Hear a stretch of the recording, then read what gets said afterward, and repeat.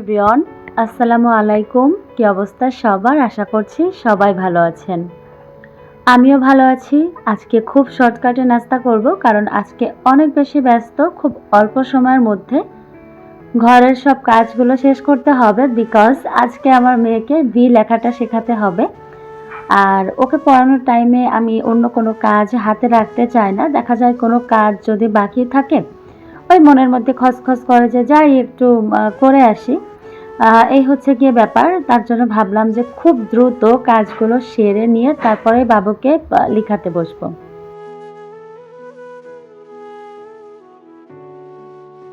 কি আজব এক জীবন আমাদের গৃহিণীদের, তাই না? শীত হোক, বর্ষা হোক, মাসের 30টা দিন, বছরের 365টা দিনই আপনাকে কিন্তু অ্যাক্টিভ থাকতে হবে।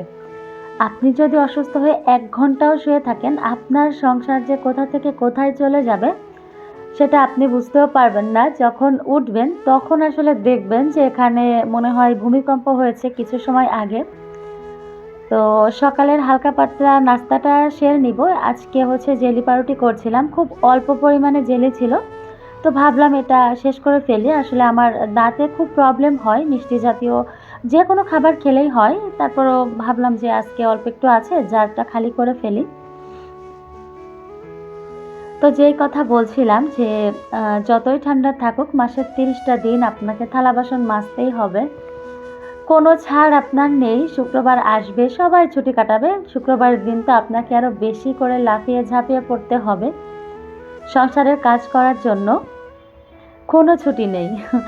আর এটাই গৃহিণীদের জীবন। এখানেই যত ভালো লাগা, এখানেই যত ভালোবাসা। একটা সময় না গৃহিণীরা শুধুমাত্র তাদের সংসারের মায়াই বেঁচে থাকে।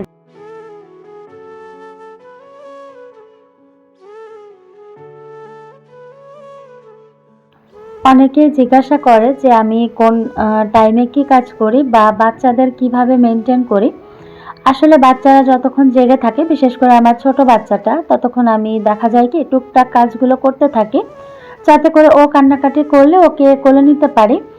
আর ওর তো ঘুমানোর একটা নির্দিষ্ট টাইম আছে, সেই টাইমে ও ঘুমিয়ে পড়ে। আর ও ঘুমিয়ে পড়লে দেখা যাচ্ছে যে আমি একদমই ফুললি অ্যাক্টিভ হয়ে যাই, ননস্টপ কাজ করতেই থাকি, যত দ্রুত কাজগুলো শেষ করা যায়।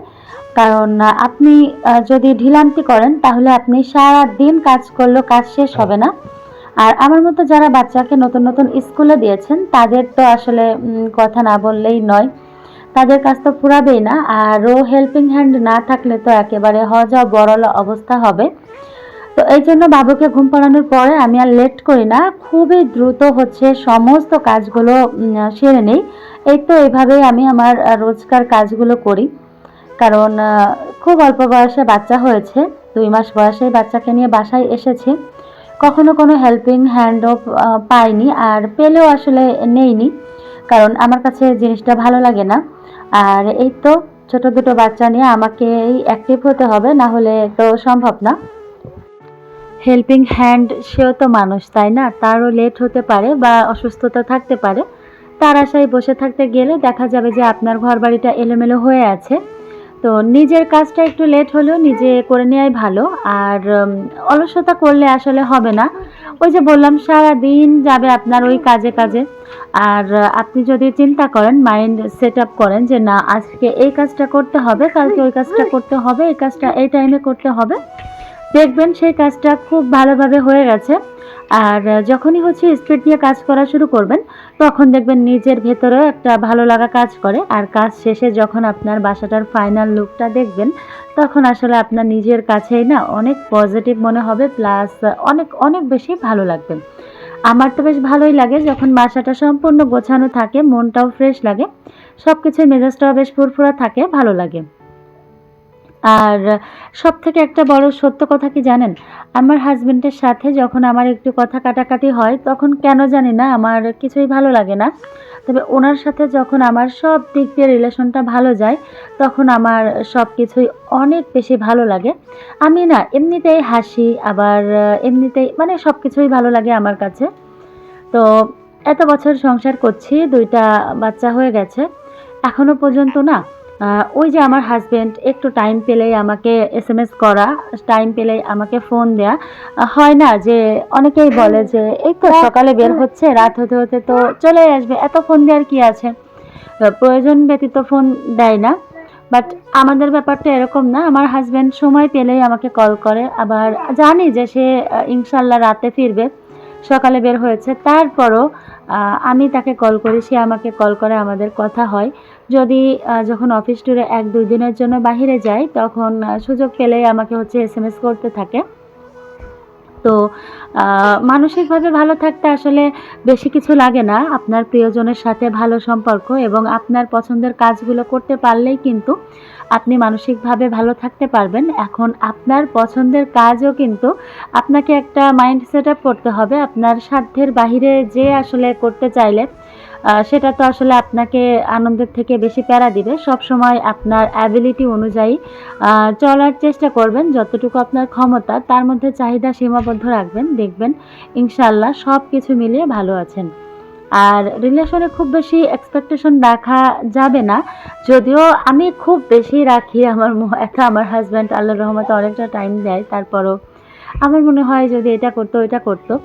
মানে আমার বয়স হয়তোবা ২৪ বছর হয়েছে, তবে আমার মনটা এখনও না সেই ১৬ বছরে আটকে আছে। ১৬ বছরেও না, ১৫ বছরে আটকে আছে, যখন তার সাথে আমার প্রথম দেখা হয়েছিল, প্রথম প্রেম হয়েছিল।